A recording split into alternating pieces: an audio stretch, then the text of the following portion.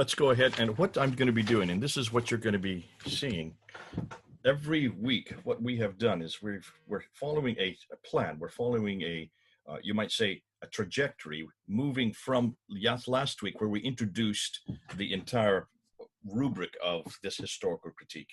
And one of the things, and one of the problems we're having, and I'll introduce it again in this talk today, one of the big problems we're having, those of us who are working with Muslims, is that whenever we get into a discussion with Muslims, whenever we get into a debate or any type of panel interaction, almost invariably, in fact, I would say almost entirely, the material that we're getting from Islam is coming from the much later 9th and 10th century traditions. And the Islamic traditions are really all that they have. It's the only narrative they're familiar with. It's the only narrative any of us have had, because it's the only one that's taught. And because of that, much of what we're coming up with now, much of the new research that we're going into, especially concerning how Islam began, concerning also how the Quran was written, or who wrote it, or when it was written, and also concerning how Islam really formed into the religion we now know today, the religion that has all these rules and regulations, all these, what we know as Sharia law, all these, this entire package known as Islam. When we look at the 7th century over here, when we look at the very beginning, when we look at the century that this was all supposedly happening or emerging, we don't see any antecedents for it. We don't see anything there that we can hang on. And that's why it's been a real tussle for those of us in the historical critique, because we're talking on about two different narratives, two different time periods, and there's an awful lot of contradiction between the two. So what we are doing, and this is why we're doing these 5 lectures, these 5 lectures all take a different category in that historical critique. And we're asking not what happens in the 9th and 10th century. We want to know what's going on in the 7th century, when it all began, when it all emerged. Well, the more we start going back to the evidence that's on the ground, and everything we're doing is following the evidence that's on the ground. We don't want to look and see what someone's theories are, or what someone surmises, or what someone believes happened from the 9th and 10th century redacted to the 7th century. We want to know what's actually happening in the 7th century. We want to know what's going on, and when these events are happening. Who is this guy named Muhammad? What did he do? What did he say? Did he actually live there? Did he live that far south? Is there another Muhammad? Could we find some possibly this name in other sources? Are there other references to Muhammad? And is he the same Muhammad that's in the traditions? What about Mecca? Did that city exist? Was it there? Can we look for it? Can we see references to it? Is it on a map? These are the questions that we should be asking, but we're not, because we're so clear that everything we're looking at is this 9th and 10th century narrative. And that's what we've done now with the Qiblas last week. Today, then, we're going to move into a whole different area. Today, we're going to do the same thing, but I'm not going to change my paradigm. I'm going to keep the same paradigm. I'm still going to go back and say, what do we know about the 7th century? Please don't confuse me with the 9th and 10th century. I don't care diddly squat about the 9th and 10th century. I leave it over here. I don't want it anymore. It's much, much too late, and we'll show that now. In fact, I'll go right into my talk, and let's do that. So let me share my screen with you, and let's get right into it, and let's start with the first slide. Coins tell a story. Let's look at this, known as the classical Islamic account. And why should we disagree with it? Why should we ever doubt it? There's no reason to doubt this account. Well, I want to put this on a timeline to help you out to see why there's a problem with this. So let's look at this timeline here. And what you see, first of all, is that Muhammad dies in 632. Okay, we'll go with that. I'm not going to dispute that right now. But then we know about his biography. So everything we know about his life, what happened, is first written by this guy here, Ibn Ishaq, 765. But it's Ibn Ishaq who actually takes what Ibn Ishaq says, and he throws out much of it and only retains that which he likes. So really, it's not Ibn Ishaq that we go to. We don't go to really Ibn Ishaq, we go to Ibn Hisham. So let's get rid of Ibn Ishaq. After him, the other one that writes a biography is known as Al-Waqidi, and he dies in 835. Then we have another genre called the Hadith. These are the sayings of the Prophet. These are much more prolific. These are much more in-depth. And the first to write one of those down is Al-Bukhari. He's given 600,000 of these akhbar, these sayings of the Prophet, and he's given the responsibility between 850 and 870, the last 20 years of his life, to decide which were authentic and which were not authentic, and he was to whittle them down and throw out that which he didn't like and retain that which he did. He threw out 98% of it and destroyed 98% of it and only left 2%, which made roughly about 7,397. So from the 600,000, he reduced it to 7,397 sayings. How did he know whether or not Muhammad said these things? Look at his date, 870. Muhammad died in 632. You're talking about 240 years later. Bukhari, from Bukhara, that is not in Arabia. That is up north of Iran. So he was hundreds of miles away and hundreds of years later, yet he seemed to know what Muhammad said and what he didn't. Obviously, there's an agenda here, but he's not the only one. After him comes Sahih Muslim, he dies in 875. After him comes At-Tirmidhi, he dies in 884. Then comes Ibn Majah, he dies in 887. Ibn Abu Dawud dies in 899, and then An-Nasai, and they're the 6 of the major compilations of the Hadith. These are what they know as the 6 canonical compilations of the Hadith: Bukhari, Muslim, Tirmidhi, Majah, Dawud, Nisa. So those are 2 of the 4 genre of what we know as Islamic tradition. But there is a third and a fourth. The third and the fourth are known as the tafsir and the tahqiq. The tafsir would be the commentaries on the Quran, and the tahqiq would be the histories of all mankind. And they are first written down by this man here, Al-Tabari. He is the first one to write the tafsir. There is not a tafsir before him, and he is the first one to write down the tahqiq. Look when he died. So he died in 923. Which means all of the traditions, the Sirah, the Hadith, the Tafsir, and the Tahqiq, are over 200 years after Muhammad. And that's the problem. And that's what people aren't talking about. And that's what we need to bring into our discussion. You need to show your Muslim friends this timeline. You need to show that everything they're dependent on as to what Muhammad did, what Muhammad said, how the Quran was put together, how you can understand the Quran, and all the histories of mankind, everything they know about the emergence of Islam, about everything that's happening in the world up to Islam, about what happened in that 22-year period between 610 and 632, everything they know about everything they trust and everything they believe in is written 200 to 300 years too late. 200 to 300 years too late.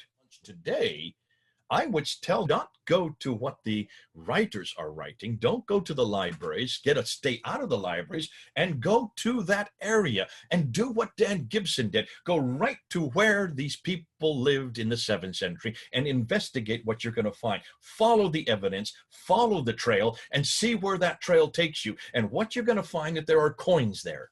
There are coins that existed at that time period. Why haven't we looked at the coins before? Why haven't we looked at the coins before? Now, what I'm going to introduce you from here on now, from here on for the rest of this talk, is going to look at those coins. We want to look at those coins. This is the part where we introduce the brand new material. And some of you may have had a chance to go up on my Pfander Films site, where I went through since January. I have been going through and unpacking it, but it's been a real ride. Mainly because I didn't know about the coins. And the reason why we even have the coins is because of what happened back in December of last year. I was in London, and I was asked by my colleague, Hatun Tash, if I would accompany her to the British Museum. A new gallery had just been opened last year, and she wanted me to look at some of the artifacts that they were claiming were the first of their kind. And we came across these coins that they had on display. And one of the coins I looked at, and I saw that it was attributed to Muawiyah, and I looked at it and said, that's not Muawiyah. Muawiyah comes to power in 661, and here on the coin it had the Shahada, La ilaha illallah Muhammadur Rasulullah, which is there is only one God but God, and Muhammad is his prophet. And I said, there's no way that Shahada could be that early. 60, that's almost 30 years too early. So I went back and I said to Hatu, let me look this up and let me go back and see what the numismatists say, the numismatics. And so we went back and we came back, and I looked at different articles, and I just want to share some of the articles with you here. Okay, these are the ones that I have come across. Here is one that is from 1994, written by Michael Bates. And Michael Bates is probably the most scholarly person on the coins. And so he's one that I would highly recommend. He's a little out of date, though, because he is writing in the 1900s, the last century. And as you can see, coins are moving straight along. The book that I've used most for this lecture is Volker Popp. Volker Popp, who writes in this book called Early Islam. Now, he has done a major job of actually unpacking it. He is controversial. There are some people that don't agree with him. Another one that I have really used and have been very helpful is Andrew Audi and Wolfgang Schultz. And they wrote this in 2013, and they actually gave this presentation in 2013. So it's about 7 years old. In 2014, Luke Treadwell, he's written a number of articles. This is the one that I like the best, Symbolism and Meaning in the Early Islamic Copper Coinage of Greater Syria. He has been coming out with some great material. But the two that I use more than any other are these two. And these two I just came across in January. This is Mike Markowitz, who wrote this in 2014, so it's 6 years old. And that's informative, because you might say, so it's only 6 years old. The problem is this material is coming so fast and furious that it's been revised and revised almost on a 6-month basis. This article by Clive Foss, Coins of the Two Realms, written in June of 2015 in the Aramco magazine, is a good overview of what we're going to talk about, and a good overview of some of the problems and the dilemmas. And then I got this just yesterday. Now, this one is 60 pages long, written by Tony Goodwin in 2016. And I just said, oh dear, have I gotten this before I put my lecture together, suggesting that I'm going to have to even revise what I'm going to be sharing with you today. But that's good. This is one of the exciting things about historical criticism and about looking at Islam in the 7th century. We're always going to be updating our material. We have to keep updating our material, because if we don't, then we're going to fall behind. And in some ways, this will be the next chapter, because what he is coming up with and what I'm just reading, and I just started reading this as I was preparing my lecture for today. And as I got this yesterday, it was just thrown onto my, someone sent it to me, and I said, oh, if only I'd have had this back last week, or if I had this 2 months ago, we could have really run with it. So as I started reading through all these articles in January and February, I decided, my goodness, people need to hear this. So I started putting up their findings. But what I noticed is this: in almost every case, every one of these experts, these are numismatists. The whole study of coins is numismatics. And so these numismatists were doing what all of us have been doing, and that's what we call the Islamic dance. So they're running this, they're trying to look at their information, they're trying to look at all these coins, and they're trying to impose their understanding of these coins using the traditions. They're trying to let the traditions dictate how they're to read what was on the faces of these coins, the face and the back. So let me bring up the PowerPoint again and show you the dilemma that we're up against, or that these numismatists are up against. And let's now look at the coins. So let's go ahead and introduce these coins and why they are so important. So before we actually get into it, let's look at their background. What do we know about coins? Well, we know that coins were only introduced around 600 BC by the Lydians. So what did they use before that? Well, they used, usually they used weighted measure. They would use weights of gold or silver. They would sometimes just barter with objects back and forth. But coins were not really introduced until much, much later, 600 BC. So that's why we can go back and we can trace the dates on many of these, because of the fact we know when they first appeared. And they weren't just used for commerce. And this is something that most people don't realize. Coins were used by rulers of different countries or different places to show and create their identity.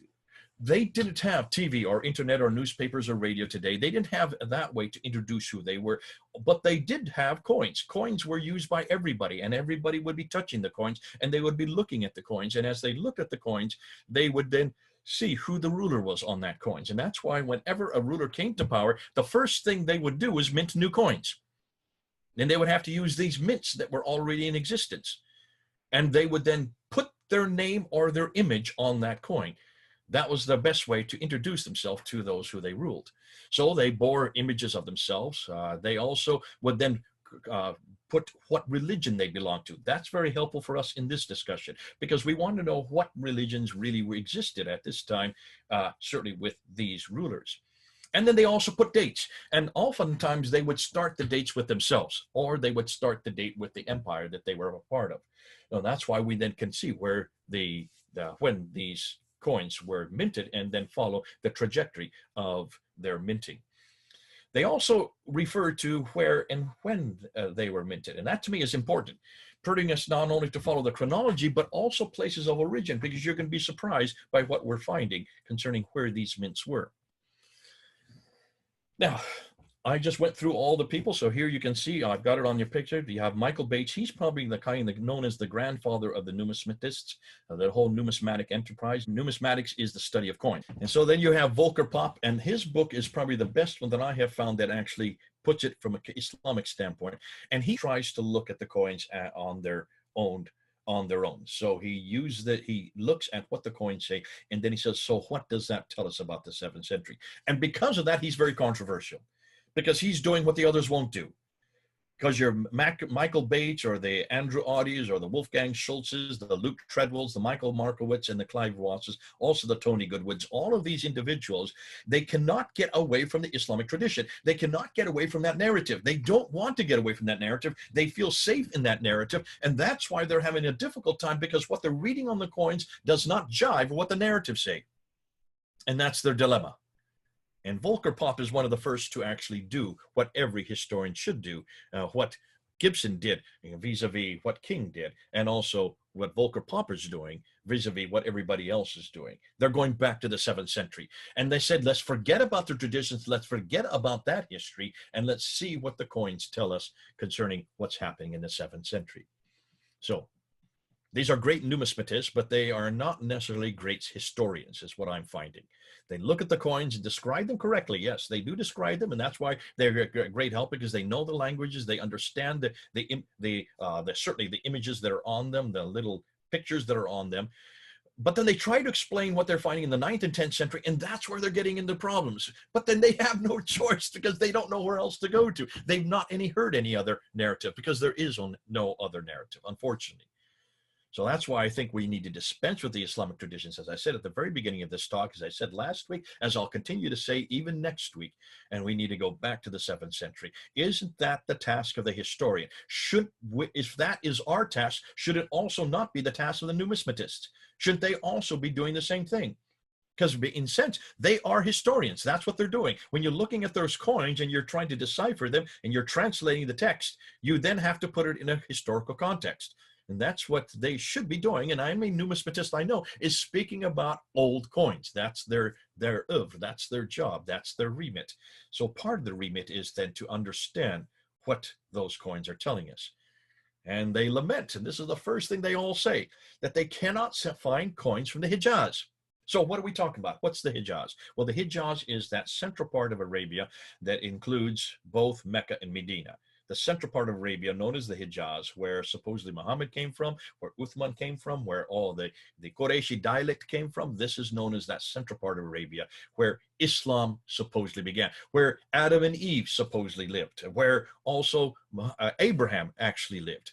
If you look at the traditions, if you look at the Quran, look at chapter 7, verse 24 in the Quran, Adam and Eve were sent down to Mecca. If you look at chapter 21, verse 51 to 71 in the Quran, Abraham was there in the Kaaba. He was living in Mecca. I had no idea until I read the Quran that he was that far south.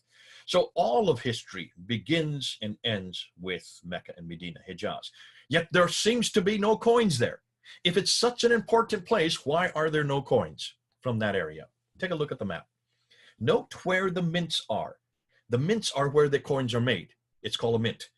In English. So look on the left, notice that all the mints, those that are circled there, the ones that have circles around them, those mints are north of Israel. They're up in Syria, in Lebanon, but mostly in Syria. That's almost 1,000 miles too far north. So can you see the mints where these coins are made do not come from the place where the empire exists, at least not what the traditions tell us. The traditions tell us that the empire is down in Mecca and Medina. The traditions tell us that everything was happening there in the central part of Arabia, but that's not where the coins are being made. They're made much further north. The other ones on the right are made in Iran. Look at those names. Bishapur, Darabjir, Susa, Dasht, Arajan, Shiraz, Kavadkhura. This is Iran today.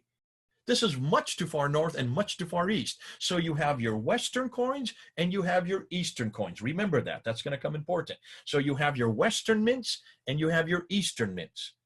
And the Western mints, actually, the Western mints do have a completely different set of coins. And they have a huge amount of Byzantine influence on them. In fact, they are very much influenced by Byzantines. And that's why you're going to see a different category of coins from the West than what you have in the East. The Eastern ones are more Sasanian. So they would have a Zoroastrian influence. And you're going to see that in the coins. Even in the coins when there is no longer any Sasanian Empire. Okay, hold that, because that is important. So what then should we do? Well, since the Islamic traditions assume that there is a well-established Muslim empire by the time Muhammad's demise, since they also assume that during the reign of the rightly guided caliphs, that's the time of Muhammad, Abu Bakr, Umar, Uthman, and Ali. So basically that's from 624 to 661, that 40-year period. That's the rightly guided caliphs.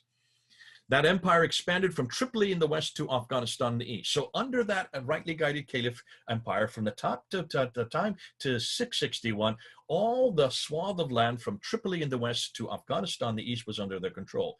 There should be some evidence in that vast swath of lands for this empire. There should be at least coins which were minted by the caliphs.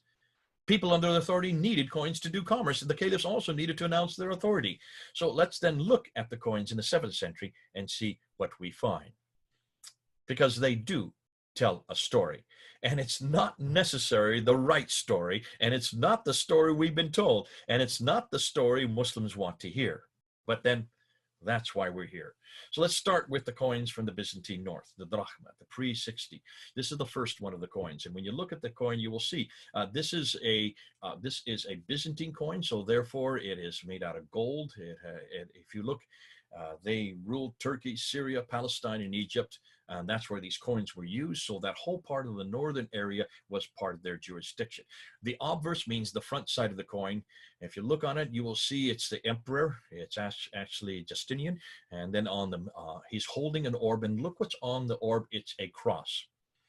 Then he has his two sons behind him. They are also holding crosses. The reverse side, you see the Byzantine cross on a pedestal. That's the Byzantine cross. So it's obvious that this is a Christian coin. This is it has a Christian identity. That's the precursor. That's the beginning of the coins. And here's the question that comes out. From 624 to 660, the Byzantines have now destroyed the Sassanids. That starts at the battle in 622, where Heraclius destroys the Sassanians, and then he helps the Lakhmids and the Ghassanids, and they now take over. So now the Arabs have their identity, and this is the beginning of the Arab identity. Now, according to the Islamic traditions, we don't even hardly hear about that battle. That's not important in the Islamic traditions, but then the Islamic traditions are written in the 9th and 10th century. What we do hear is that Muhammad comes to power in Medina after 622. And then by 624 then, the Islamic State is introduced, and that's where you have the Treaty of Medina. That's where he then confronts the Jews, and that's why he then whittles down the Jews, and then by 627, he gets rid of all the Jews and takes over complete control of Medina. That's what the traditions tell us.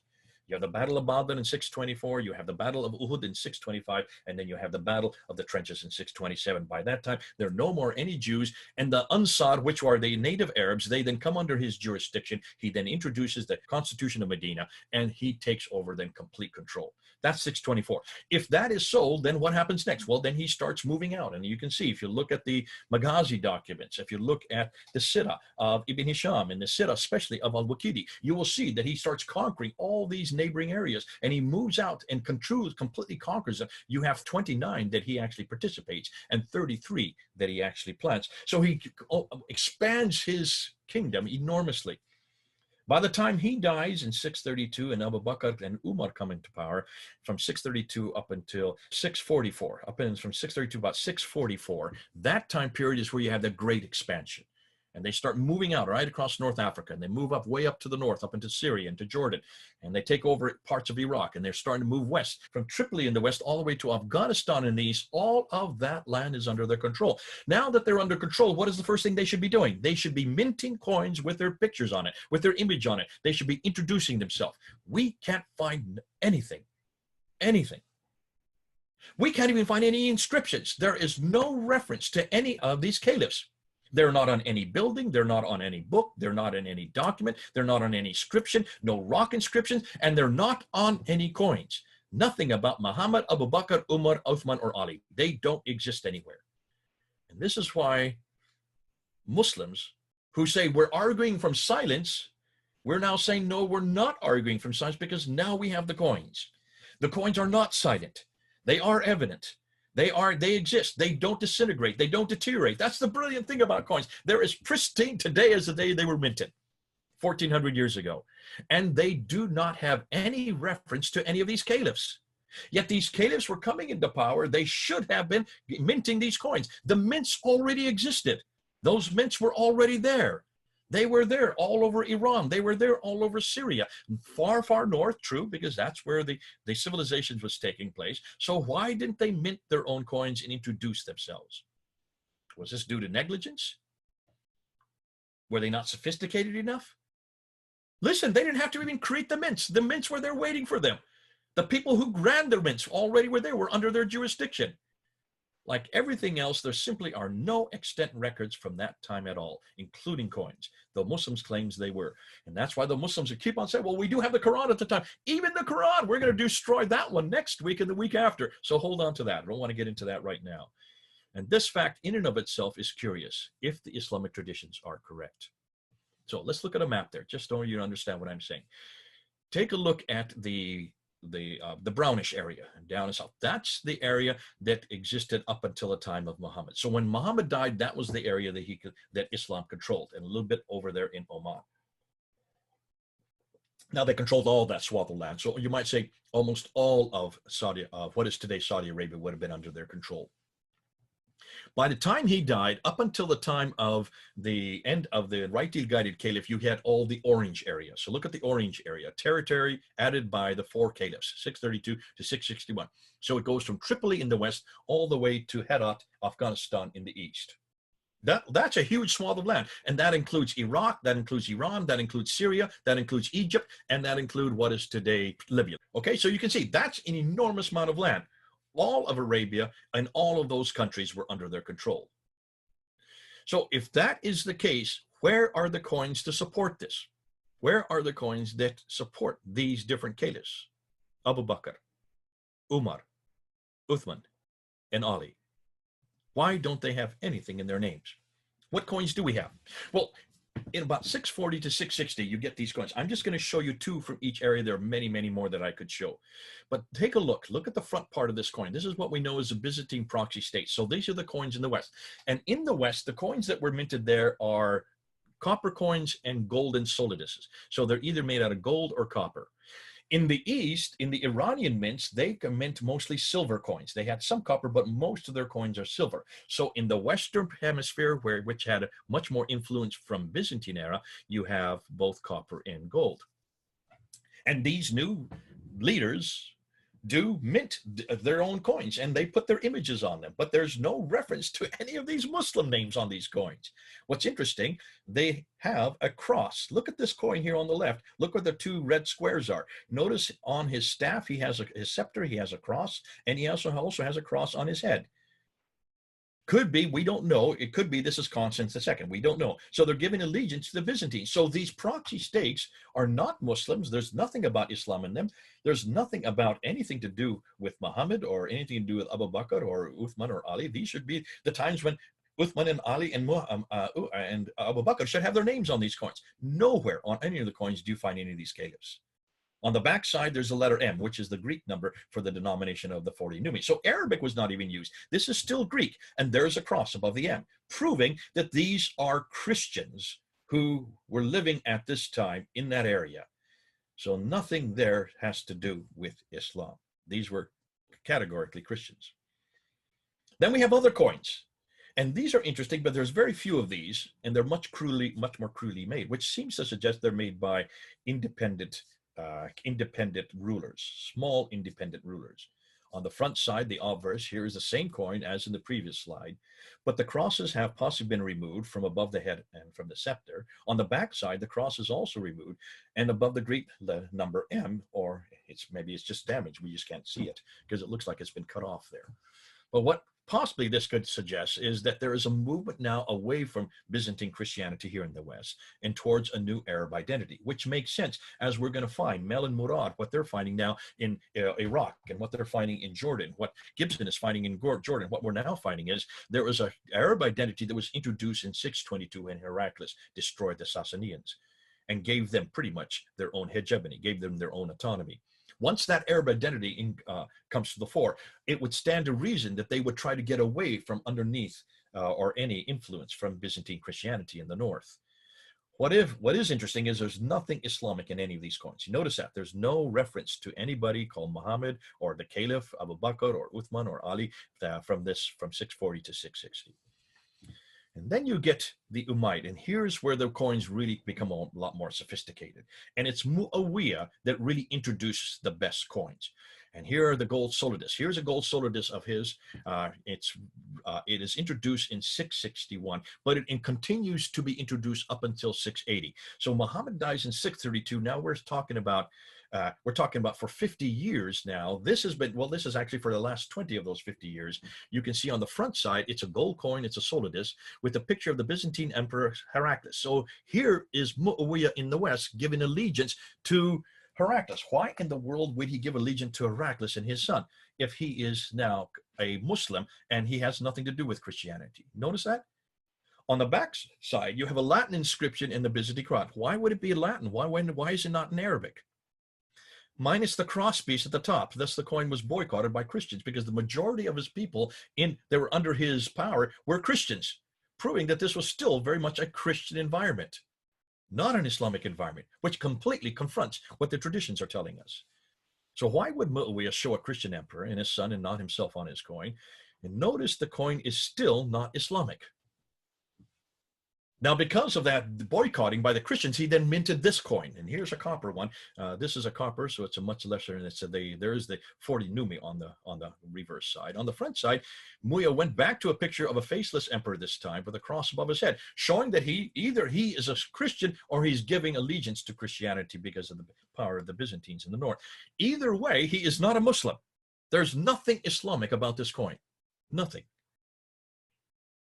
Why does Muhammad need to show him placate the Christians if the Arabs now control Damascus? Remember, they're way up in Damascus now. The Byzantines are they're up in Turkey, and he's there in Damascus. That's where his political power is. That's where his seat is. That's where he's now basically in control. And why is it he doesn't have anything Islamic on his coin? Up all the way till 680, nothing Islamic. Over in the east, meanwhile, you have these Sasanian coins starting to appear. This is coming out of Iran in 661, again, under Muawiyah. And here you have an Arab Sasanian anonymous bus. On the margin, it reads, Ilaha, or unto Allah. Now remember, be careful. This doesn't mean it's Islamic, because everybody used that word Ilaha. Ilaha is the Nabatean name for God. All the Arabs then incorporated that name. Arabic, which was now coming into its own, was beginning to take on its roots. It now had no other name but Allah. It was a Nabatean God. It is not an Islamic God. And then on the right, take a look on the back side, and this is what gives it away. Look at the Arab Sassanid fire altar with attendants with the mint name Daragir, which is in modern-day Iran. What? If these were Muslims, what were they doing putting a Zoroastrian fire altar on the backside? So in the east, they were still Zoroastrians. In the west, they were Christians. They were not Muslim. Allah's name now appears on the Umayyad coins. This is not surprising, as this name would have been borrowed from the earlier Nabatean name for God, Ilaha. All Arabs use the name Allah. Both the Christians and the Zoroastrians would call their God Allah, because that's the Arabic name for God, which is now coming through that Arab identity that started to appear in 622. This is Muawiyah's coin here, and on the front side, in 663, introduces this coin, written in the Middle Persian, Muawiyah, Amir, Urishnikan. That means Muawiyah, commander of the faithful. In the margin, there is the Bismillah, in the name of God. On the reverse side is a typical Arab Sasanian fire altar with attendants in the mint name Darabgid, once again, there in Iran. So it shows where it comes from. You can see his image, and there you can see the name, in the name of God. Again, Allah, that is the Arabic name for God. Now, instead of writing simply unto Allah, Mu'in then adds in the name of Allah.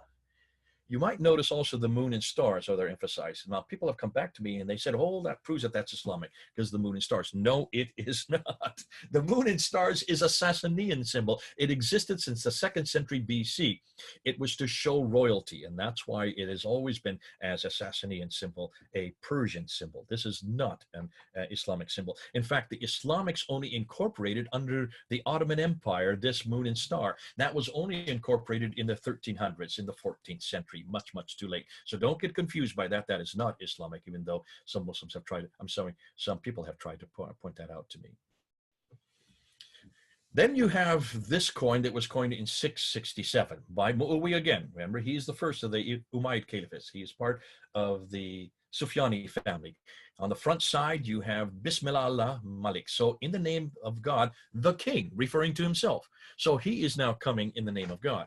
On the reverse side, a typical Arab Sasanian fire altar in attendance, and the mint again, this time in Bishapur in modern Iran. So that's just west of the Radbiyat that we saw. So these are still mints far north, not in the south. They are not anywhere where this should be. These mints should be down in the Hijaz. They're way up in Iran or they're way up in Syria. The sequence starts with unto Allah, then Mu'awiyah adds in the name of Allah, and here he adds the king. Yet there is still no reference to Muhammad's name or anything Islamic about this coin. And this is now 667. It's not till we get to this coin. And this is the coin that finally introduces something Islamic. And look at the date, 692. Now, this is something that both Bates, Walker, Miles, Foss, and Islamic Awareness, they all agree on this. Everybody's agreed on this point. Even Islamic Awareness has agreed on this point, that this is the first Islamic coin. This is the first coin that you could probably suggest is Islamic. On the front side, Abd al-Malik, who comes to power in 685 and rules up until 705, he pays homage to Justinian II, who is ruled from 669 to 711. So he's still paying homage to the Byzantines using this gold coin, and they go to war because of this. Because what does he do? He takes off the crosses. There are no crosses. So he's taking off the cross. This is like the coin that we saw earlier about Justinian II. It's a mockery against Justinian. He's mocking Justinian, the Byzantine emperor, and he puts their image with his two sons on either side, but he takes off the crosses from the orbs and he takes off the cross from his head. And on the back side, he puts a globe there, replacing the Byzantine cross, and inscribed on it is Bismillah illallah Muhammadur Rasulullah. In the name of God, there is no God but God alone. Muhammad is the messenger of God. There is the Shahada. This is the first time we see the Shahada introduced on any coin. So this coin is the first to introduce Muhammad. It is definitely Islamic, but is it really the first to do so? And this is something that people are disputing me with, and I have to therefore look at these other ones. Here you have Clive Foss and also Islamic Awareness. They put together and they're saying, no, there are earlier coins that have the Shahada on it. And they're looking at this coin from 685 under the authority of Abd al-Malik. So it's still under Abd al-Malik's control. It's still in one of his coins. And over in the East, these are Eastern coins. So these are the ones that are minted in Iran. And it says Muhammad Rasulullah, Muhammad is the messenger of God in the top photo. In the bottom photo, you have Islamic Awareness also points out that it has the Bismillah, the Muhammad is the messenger, and then of course in green and that you see on the left side. So these predate the Shahada coin from 692 by 7 years. So could it be that this is where Muhammad is introduced to the world? Well, I would suggest the fact that these are from the east, from what is today Iran, what was then the Abbasid or the Persian area, not the Abbasid yet, but the Persian area, that's why these were minted at that time, because they're far away from the Byzantines. This is all far, hundreds of miles away in the east, and that's why Abd al-Malik, because it is under Abd al-Malik that these would have been minted.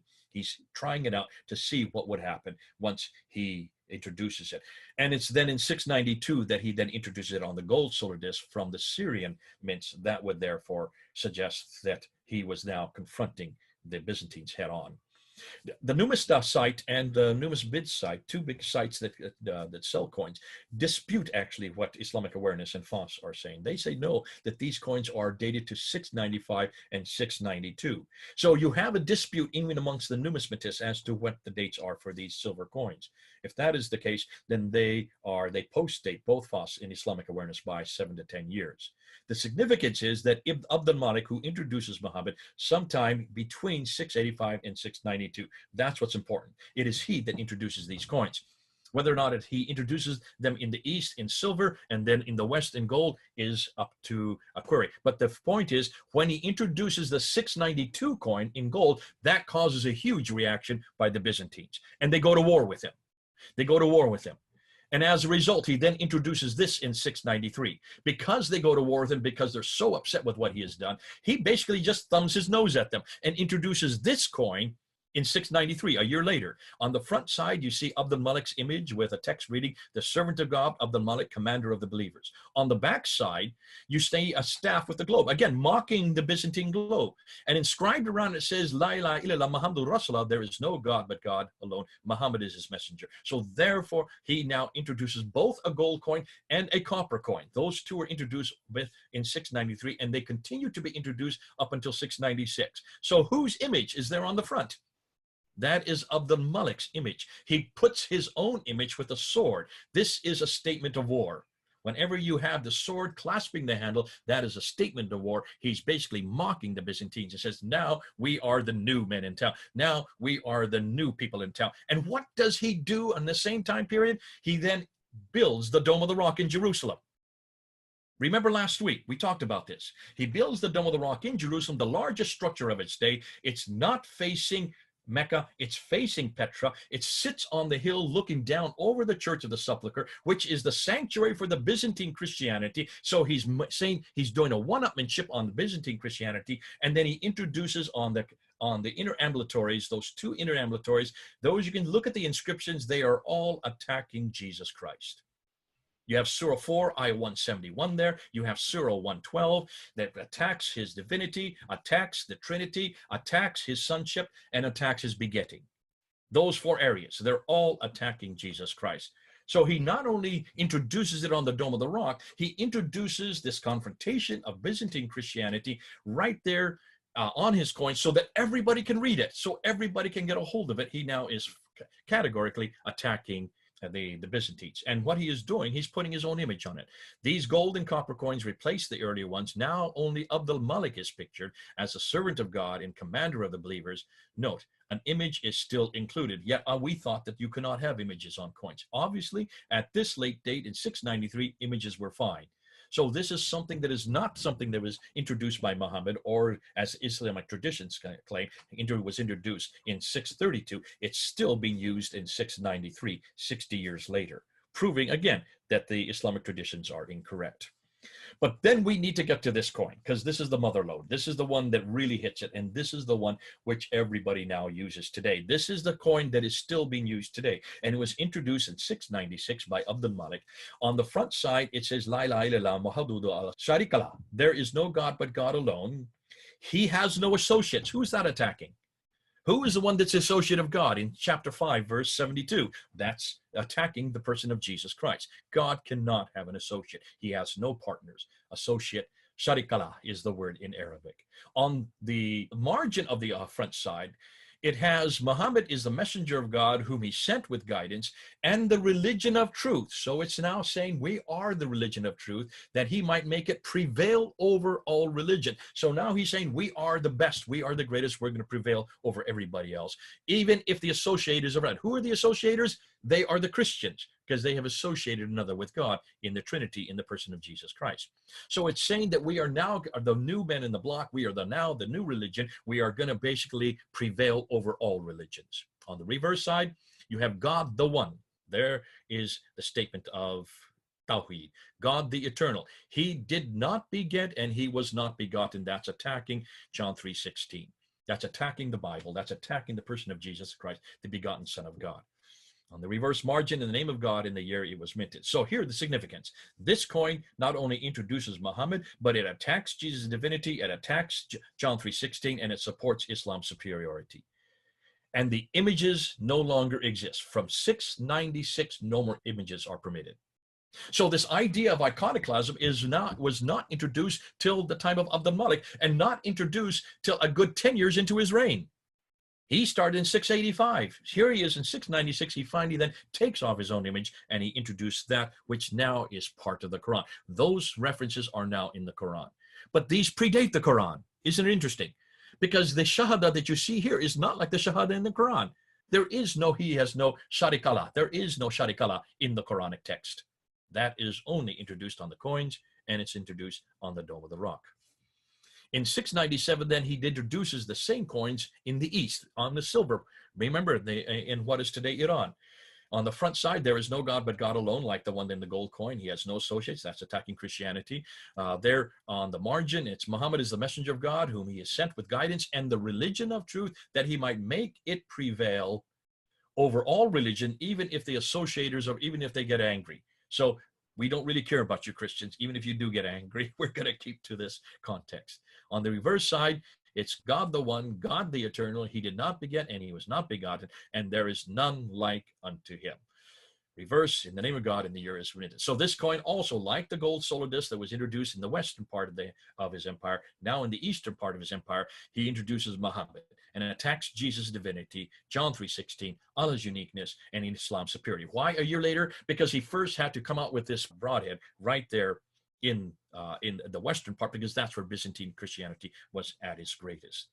And then he confronts it and introduces it. And from this time on, from 697, both the gold solar disc and the silver coins only have script, no longer any images. So what are my conclusions? Well, prior to 660 AD, all early coins show a clear Christian identity on both sides of the coin. And then from 624 to 660, early Islamic coins just simply do not exist. Why? Since they control so much land. This is curious. There should be an enormous amount of coins that give us names for Abu Bakr and Umar, Uthman and Ali. We just don't see them. From 640 to 660, some Arab proxy states seem to be Christian, and others seem to want no religious symbols. And then from 661 to 680, Mu'awiyah retains his Christian symbols up to 680, and then he adds Allah's name, but not Muhammad's, curiously. And then in 692, Abdul Malik introduces Muhammad. This is where it really comes in, from 692. It could be 687. That's fine. I'll go with the 692, because this is the first one that goes internationally. This is the first one that really goes so the Byzantines see it. So this is the first Islamic coin, though the date is disputed.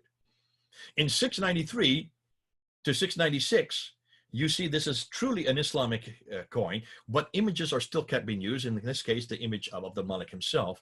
And it's in 696, so the end of the 7th century, Arab script, in the Arab script and only in the Arab script, introduces Muhammad again, attacks Jesus' divinity, attacks John 3:16 and his begottenness, and also shows Islam's superiority. So while Allah's name is introduced early, it's an Nabatean, Muhammad's is not. He's uniquely Islamic. Doesn't the numismatic evidence support the archaeological and documentary evidence? What am I saying here? Well, you're going to find this out in 2-3 weeks. In 3 weeks, we're going to go right into the other documentary evidence. We're going to look at the inscriptions, rock inscriptions. We're going to show you what we now know about these supposed letters by Muhammad. We're going to debunk every one of them and show you that these letters do not exist from the 7th century. They are only introduced in the 14th and 15th century. We're going to look at also the maps. We're going to look at the timeline. We're going to show you what we now know about who Muhammad is. We have now found Muhammad, and he is not the Muhammad of the traditions. He is a Muhammad out of Iraq. His name is Muhammad. He did exist. He did live. He was a king, but he's not the guy that we see in the Islamic tradition. So that name does exist. We're also going to show you where Mecca, we now know where the original Mecca is. We've just found that out in the last 2 weeks. And we know where it exists, and it's way up north, up in Edessa. It's in Turkey. So Muhammad's in Iraq, Edessa, and the original Mecca is up in Turkey. And then we're going to show you, and we're going to put it all together by saying, what now can we say about what Islam did finally introduce? Because the Islam that we have today is not from the Umayyad period. It's not even from before that period. It doesn't really get introduced till after 749. Islam that we know today gets introduced after 749. And that's why when you look at a timeline, they are all so late. Nothing comes into existence as far as his biography until the 9th century, till 833, as far as his sayings until 870, as far as the interpretation of the Quran, and also concerning the history of mankind until the 10th century. And as we're going to see next week, the Qurans that we have in our hand today are not even from the 7th century. The Qurans that we have in our hand today, the Qira'at in the Ahruf, only begin to appear in 736. That's 100 years after Muhammad. And they are not the Qurans that we have today. They are many different Qurans, but that's for next week. That's for another lecture. Thus, these 7th century coins confront the traditional 9th to 10th century Islamic narrative on every point. We've got the wrong people at the wrong place doing the wrong thing at the wrong time. It looks like we've got the wrong man who should be there all over these coins. So should the caliphs be all over their coins. They're nowhere to be found.